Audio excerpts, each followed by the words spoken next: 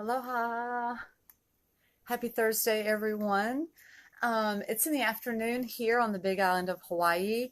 I usually don't do videos in the afternoon, usually in the morning when my brain frequency and channel feels really clear, but I feel pretty good. And I had a video suggested request from Cindy. So thank you so much for the suggestion of talking about the loneliness that comes from the awakening, from waking up, being activated.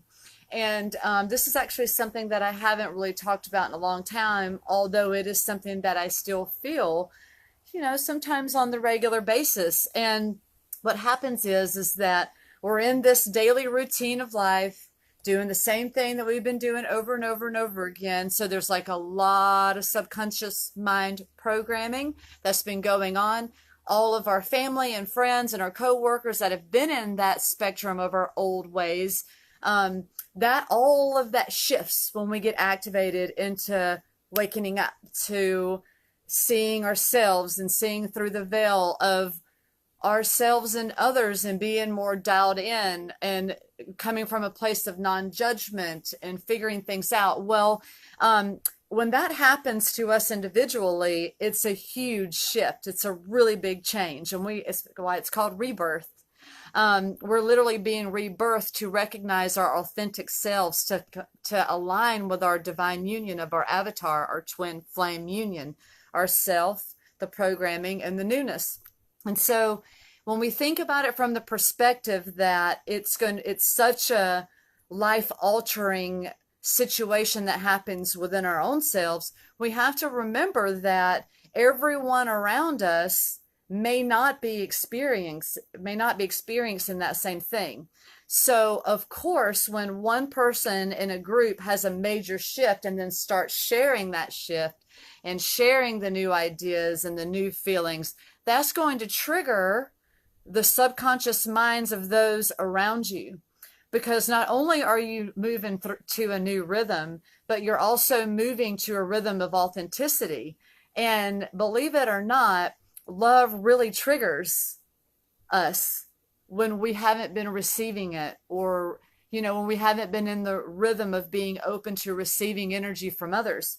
And so even love triggers people when we're not in the mindset of being open and accepting and looking at the truth and, not feeding into the programmed ways that we've been evolving within this whole time. And so for me, I feel loneliness in many different ways. I haven't felt quite as much loneliness since I've moved to the Big Island, and now I live in Pahoa, Puna, because it's such an awesome, conscious, open community. And so I'm talking the same languages that you and I talk about online in person all the time, on a daily basis, if I wanted to engage with people on a daily basis. So it's really about recognizing that it's okay to feel loneliness. It's part of the self-love aspect of learning to coexist without the codependency of feeding off of the energy that we get from other people, right? Like we join with other people because we feel yummy with them, and it makes us feel rejuvenated and alive and inspired and all of those things. So just recognizing that there's a shift, there's a mental shift that takes place, and those around us may not be in that spectrum of consciousness. So it's easier for us to not take that situation, those environments so personally. And we don't have to hold other people into that light either.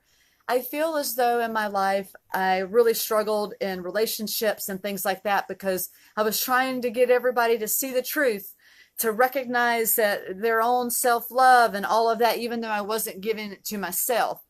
And so now that I've come into this spectrum of self-love and mindfulness and consciousness and awareness and loving the light and loving the dark, I share myself with people when I feel it's appropriate. I don't expect anyone to see or feel the way I do. I think that we can get caught up into subconscious programming where we put people in these mind boxes of the way that we think automatically thinking that they should just get it or they should just understand.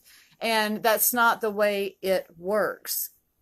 In this life, leading by example is a true way of showing people who we are versus just talking. Because we can talk all day, and there are some mind programs that are really tight that it's just like slapping people in the face with words, even though it's truth and it's of love and all of that. So Jack just asked, how do we love the dark? So I was just talking about this the other day, and thinking about it today. The light, the dark and light, the good and bad, those are different spectrums of actions within our experience here on Earth. And when we recognize that, yes, there are things that happen that don't feel good, that seem like appalling, and because they are, it's inhumane to treat people incorrectly and all of that. However, when we step outside of taking it on personally is what I mean. Like, yes, things happen that aren't great, that don't feel good, that look awful, that we don't want to happen to us individually. It's recognizing that things exist that swirl in this existence, yet it's all divine. One way or another, it's divine because it's choices, reactions and choices in divine alignment. Even things happen because it's divine. It was supposed to happen before the individual or individuals came to incarnate here. There are ancestral karmic things that we purge. And also I feel as though we have walk-ins, and we a lot of times can hear thoughts from other entities and beings and people around us, and we think that it's our own. I think that that happens a lot of the time because the thoughts that we project, other people pick up on as well. So being mindful of that, just like getting back to the thing about being lonely, being lonely comes from a place of love, if you really think about it, because we love love. And when we're lonely, it's because we want that connection. And when we realize that that connection really starts with the way we love ourselves, it makes the lonely times not seem so painful and deep, and it doesn't have to become this like thing where we can literally create illness in our body just by continuing to perpetuate a feeling of a low vibration. Just like food, if we continue to eat food that isn't real, that's processed, that isn't of a high vibration, we then become that thing. You can study epigenetics online, DNA, the way that we talk and think and eat and move and where we live. We're born with certain genetics, but we do not stay in that spectrum of DNA once we continue to grow in life. And so there's a lot of things going on in our psyche, in our consciousness. And what I find with dealing with the loneliness that can come from awakening is picking and choosing how to engage with people. If you are talking to someone and you say something, if you pay attention and get out of your own head, you can see their trigger. Or you can see their trigger in a way that tells us, ooh, okay, we activated something there in the subconscious mind. Let's take a step back from that to not continue the re-triggering, because then it becomes something else. Or we get triggered in a way where it's like, ooh, that person is really clear. They're of high consciousness. They make me feel good. And then even with that, it's like, okay, I feel that, but let's just keep it grounded. We as humans can really get attached to energy and go at this really fast pace versus slowing down and being chill and getting to know people without like grabbing onto their energy and like humping it, you know? Like we don't want to be energy humpers unless it's mutual. I mean, you know? And so, and when we see clearly, when we have the vision to read energy, it's up to our own responsibility to be in control of the situation as far as what we put into it. Let's just say, for example, you start communicating with someone and you're talking about something deep, and then you say something that triggers them, and all of a sudden you notice they like get weird or angry in their energy. Well, it's up to then, I feel, myself to recognize that trigger and shift the energy. Because if I keep going down and going down and going down, then it can become something else. And I recognize that that's why a lot of arguments happen. I learned this about arguing, is that When someone comes at me with an argument, with an aggressive or a hostile tone, if I give that tone back to them, I have to deal with the repercussion of their energy again. Instead of me mentally grabbing the energy and going, just like becoming like a slow ninja to see how to engage, if at all. And then that grounds the energy. And sometimes we have to dance a little bit with people's minds more than others to get back full circle.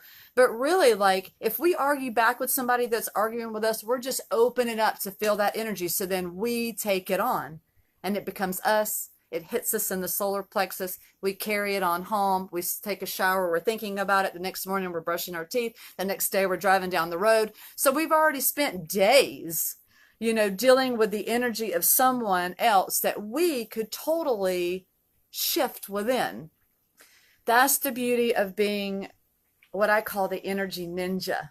Slowing it down to be in between the feeling and the reaction. That's the meditative state of mind and the quiet in between those two places. The thought and the reaction, which is words, or, it's our energy. A lot of times we think, oh, he's acting like that and she's treating me like that. And yeah, but what are we doing to continue that situation? Either cut the cord or shift the energy so that we don't perpetuate it to higher levels of unaligned frequency, because everything is energy, thoughts, all of that. So back to the question that was asked about how do we embrace the dark? We embrace the dark because that is where we find the light. When we sit in the dark and the things that don't make us feel good, the things that make us uncomfortable, that's how we transcend that frequency. Like, we can continue to push and push and push things that come into our mind out of the way as much as we want. But the subconscious mind will not let us lay to rest. So it's so much easier just to be like, okay, I know this is painful, mind. I hear you. Let's do it. Let's look at it. Like, it's all about just recognizing that we're all just afraid of our own minds and the minds of others. That's it. And thoughts are created in the mind. So technically, we're all just afraid of thought processes. It's that simple. And so when we recognize that our own thought process creates our own reality, then we can shift any feeling we want. Wakening up does not mean that those lower dark feelings go away. We still feel sadness. We still feel anger. We still feel all of those things. It just means that we can shift them. So we're not holding on to the energy. It's like, oop, I feel that trigger. Boom, out of here. Like, that's why I call myself an energy ninja now, because I can shift. And that even triggers people sometimes. It creates a feeling in others that maybe I don't care as much, or I'm not putting more attention onto this situation that happened that I've already moved past.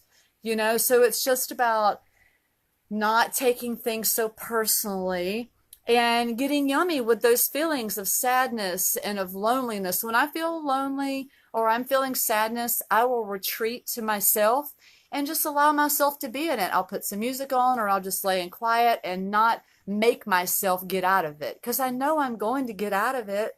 I know I'm going to get past it. And I know that by me sitting in it, I'm going to raise my frequency to higher levels. So it's like, I know there's like this yumminess that comes from the darkness. So we have to embrace both paths, We have to embrace the darkness in the world because it's there. And we do that by loving ourselves and sharing that compassion and kindness with others.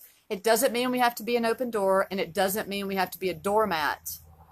I shared this amazing post today. I think it was by Monique. I love you. And it said that walls shut people out and boundaries show people the way out the door, or something like that. And that is so true, because if we talk in words that we have walls up, that means that we have constructed barriers that were put there, right? But if we say that we have energetic boundaries, that comes from a place of consciousness, the mindfulness of consciousness, and how we feel within ourselves and how much we're willing to accept from others, because we only accept so much from ourselves. I feel like instead of like treating others how what is the saying go, treat others how you want to be treated.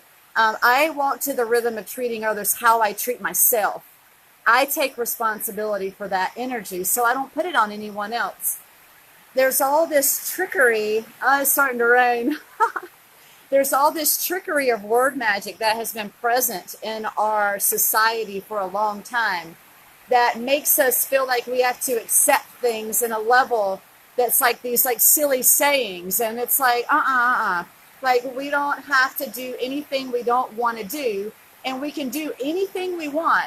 It's just that there are karmic responsibilities, there's karmic reflections of anything we say and do. So it's like it's just about being mindful and being happy and sharing and being angry and sad, but not holding on to it for very long, because to tell someone that they're never supposed to get angry or sad again is an illusion.